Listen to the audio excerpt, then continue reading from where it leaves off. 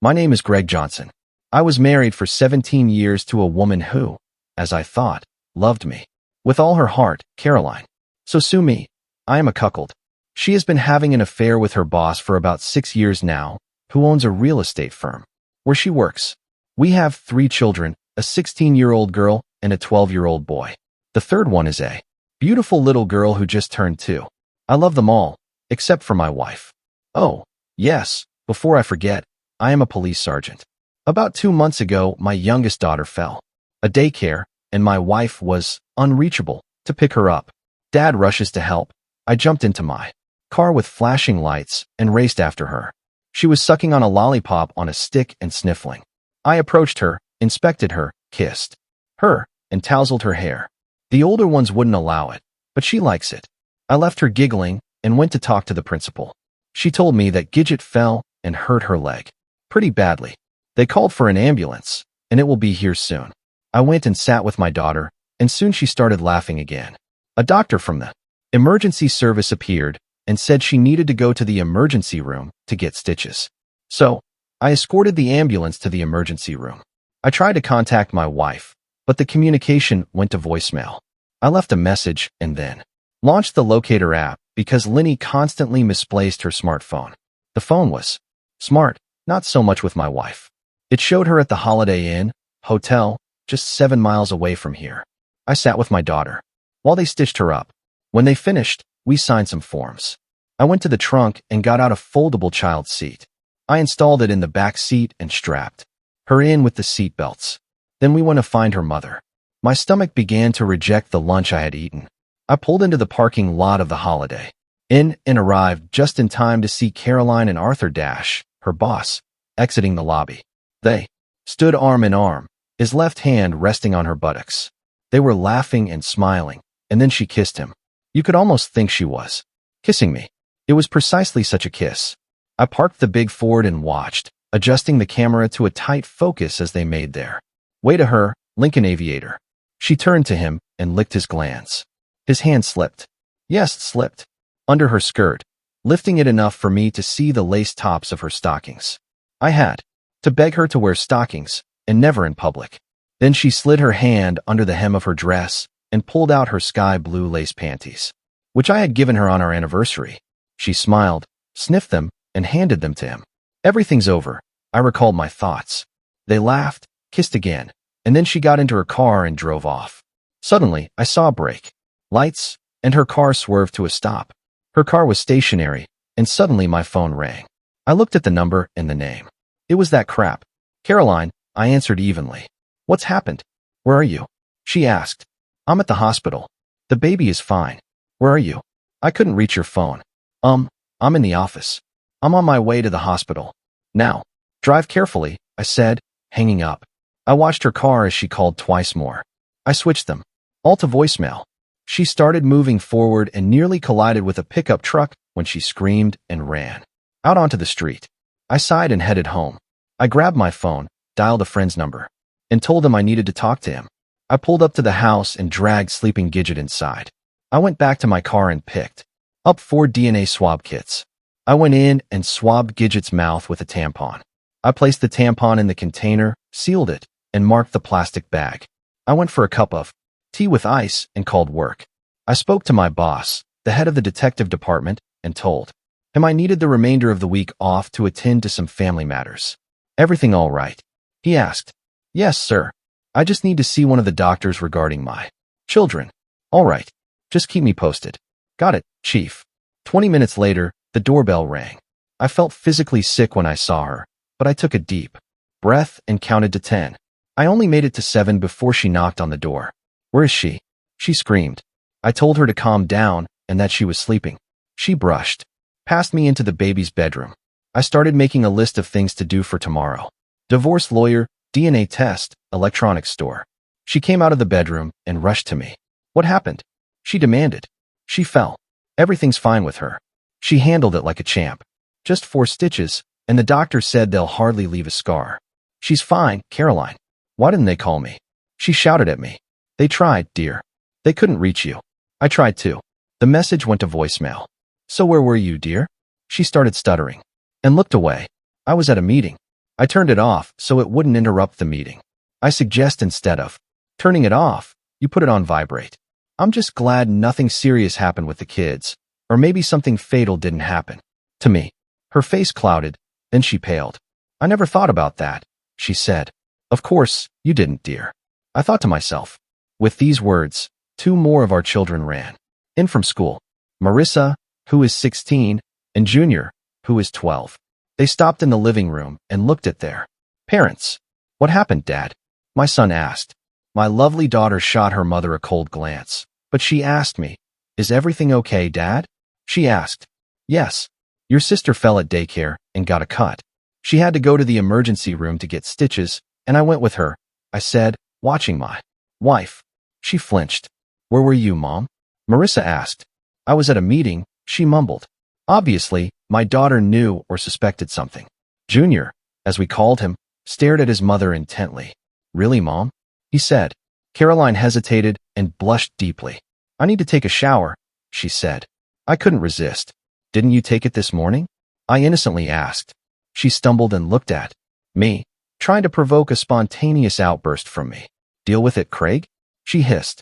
She turned and stormed upstairs. I turned to my children and was surprised by their looks. They were devastated and looked sadly at me. Everything will be fine, guys. Just a little disagreement. Whatever you say, Dad, Marissa said. Junior just nodded. How about some pizza? I asked. I called and ordered pizza. 30 minutes later, they brought 2 large pizzas, one with pepperoni, one with mushrooms. The kids hollered, even little Gidget, and we waited for their mom. She showed up and turned up her nose. You know I only like anchovies, she growled. So Sue. Me, I said. She gave me a piercing glare and went to pour herself some wine. The kids chuckled and shot disapproving looks at their mother. She rushed off somewhere, and the kids and I recounted school events and community activities, that is, dates and the like. It was chilly between us that night, and I had to grab another blanket. It had been about 3 months since we were close. It would be even harder. The next day, I met with a lawyer and asked her what my options were.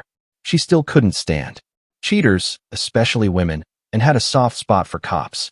But she told me we were not at fault. And despite everything, they'd crucify me if my wife didn't agree to everything I wanted. She told me to gather all possible evidence, and we'll see what we'll see. She actually said that. From an alimony perspective, I was in decent shape because my wife earned more money than I did. Besides, due to her age, my elder daughter could decide for herself who she wanted to live with. I went to a friend and asked him to set up surveillance on my wife and her friend. He was a good friend, and I had worked with him before. It wouldn't cost too much, and I would have everything I needed. Then I went to an electronics store and bought several wireless voice recorders and 3 video cameras. I went home and installed cameras in the master bedroom, the living room, and the guest room. I would place one of the tape recorders in her car, one on the bookshelf in the living room, and another in the master bedroom. Then I received a message from my wife that she would be home late and that I should watch the kids until she got back. I got ready, went and picked up Gidget, and then went home to prepare dinner.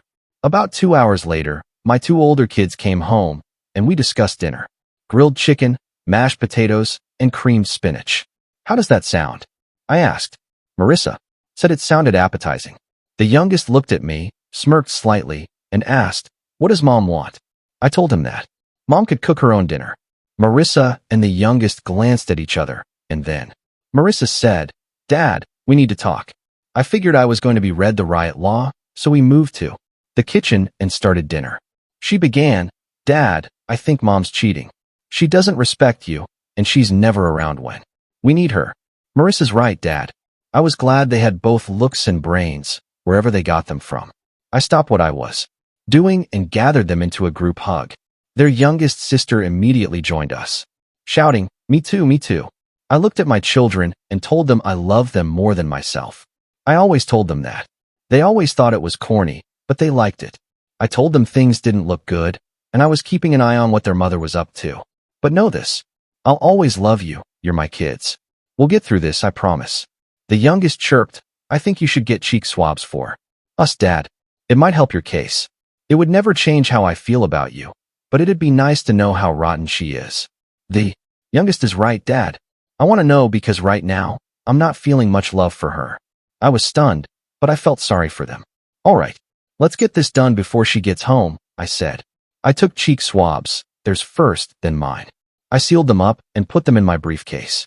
The next day, I went to an independent lab and asked them to run a DNA express analysis. It cost a little more, but I wanted it done as quickly as possible. 2 weeks later, I got the results. None of the children were mine. Her company always threw a 4th of July party at the owner's house. I really didn't want to go, but I was told I had to. She was one of the top wine salespeople in the company and was expected to be there. I had everything I needed on her and her lover. Tapes, photos, audio recordings, videos, receipts, and the DNA test results. I just couldn't think of a better way or time to do it. I realized that no matter what I did or when, I was going to lose. And I went. She said it wasn't going to be a family event, so the kids weren't invited. Looking back, I realized that was a blessing. We arrived just after 11 o'clock in the morning and grabbed a couple of drinks. Beer for me, white wine for her. She was dressed in a yellow sundress, no bra, 7 centimeters espadrilles, and a shawl. She looked good. I stayed fairly close to her, not exactly watching her, but still watching. Her friend found her and chatted with her for a bit. He whispered sweet nothings in her ear, then went back to playing the host.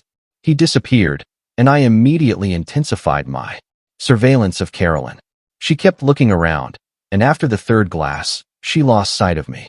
She doesn't handle alcohol well and was 1 gulp away from getting drunk.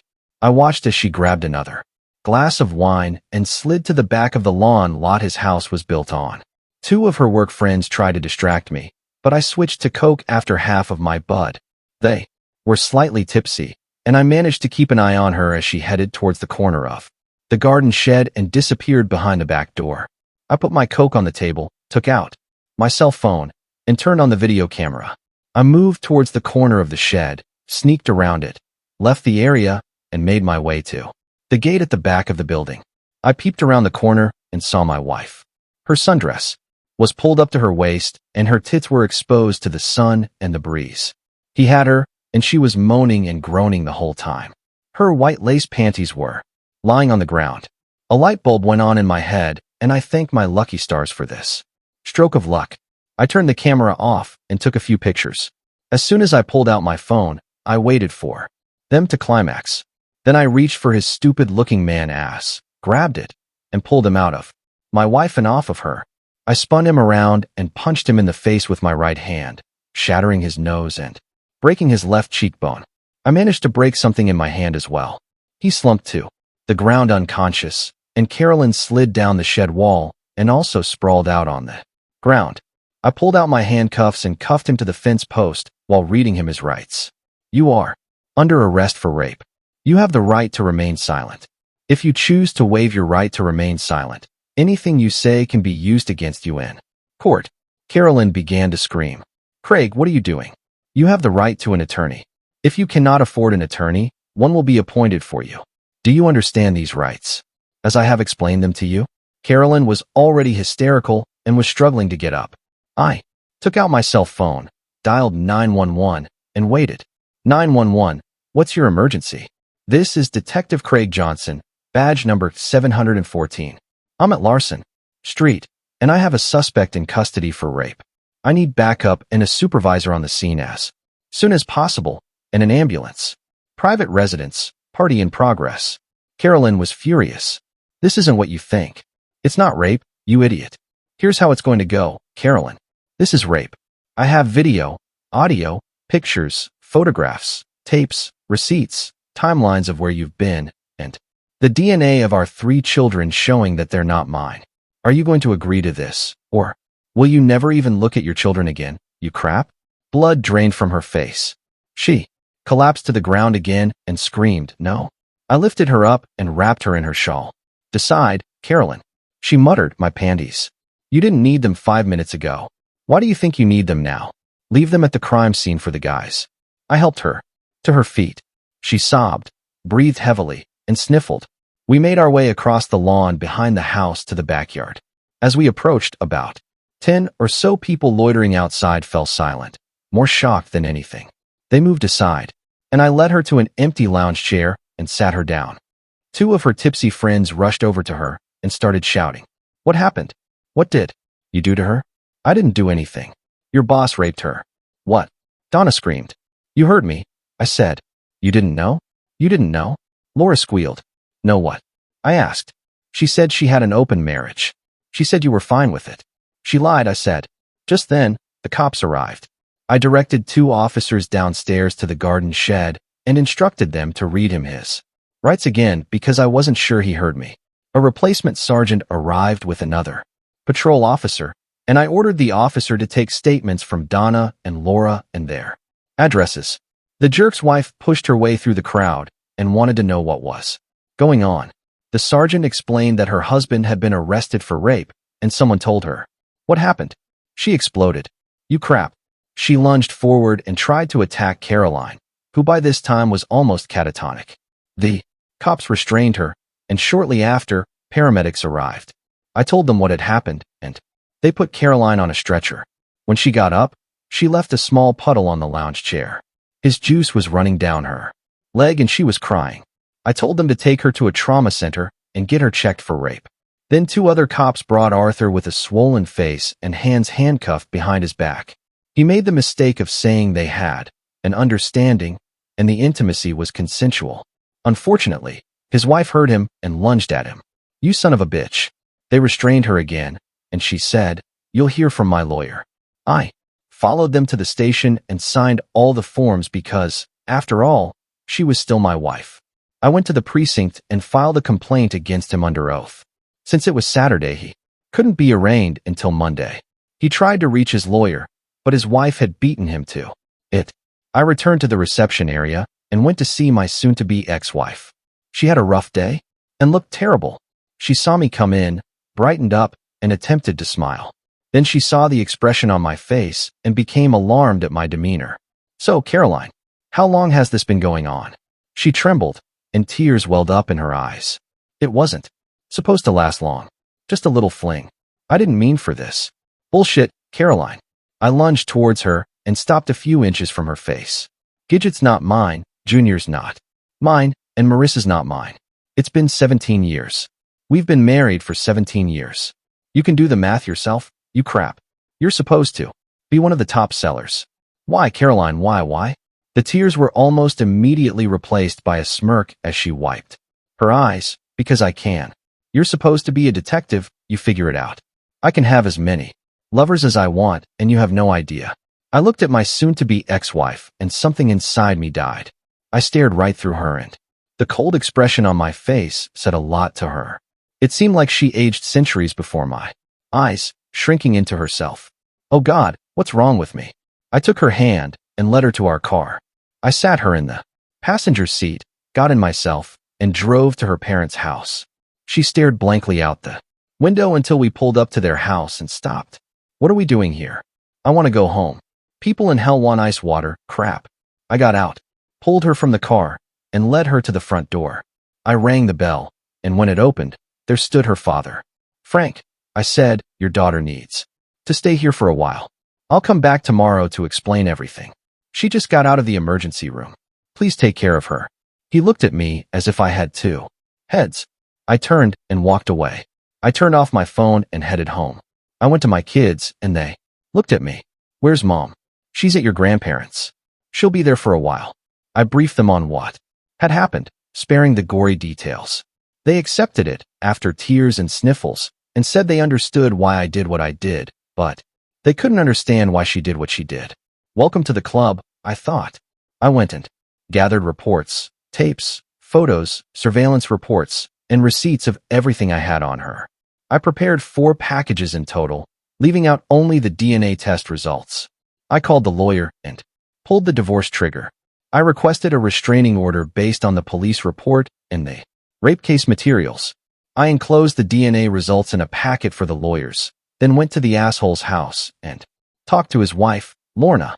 I apologized for the disturbance, and she kindly sympathized with me about the overall mess. I handed her the packet I had and told her to use whatever she wanted.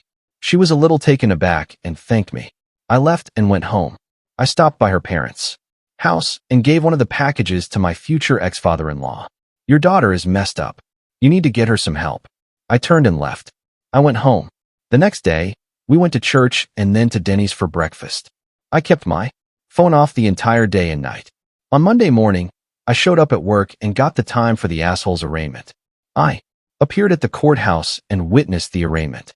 His lawyer played the consensual sex card and claimed there was no rape. They presented statements from 2 women from the company. The judge wasn't sure she liked what she heard, but said she was dismissing the charges with prejudice, meaning he could face new charges if anything changed. He turned, saw me, and smirked.